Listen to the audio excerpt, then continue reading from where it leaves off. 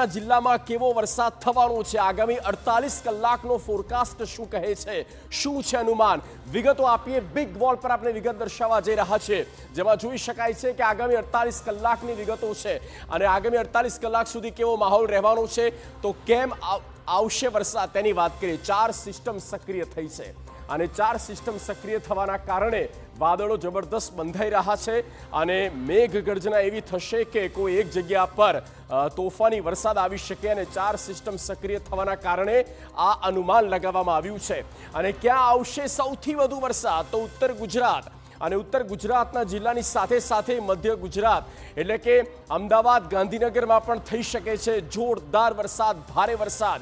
અને કેટલો સમય, તો આગામી 48 કલાક એટલે કે આવનારા 2 દિવસ માટે 11 તારીખ અને 12 તારીખ.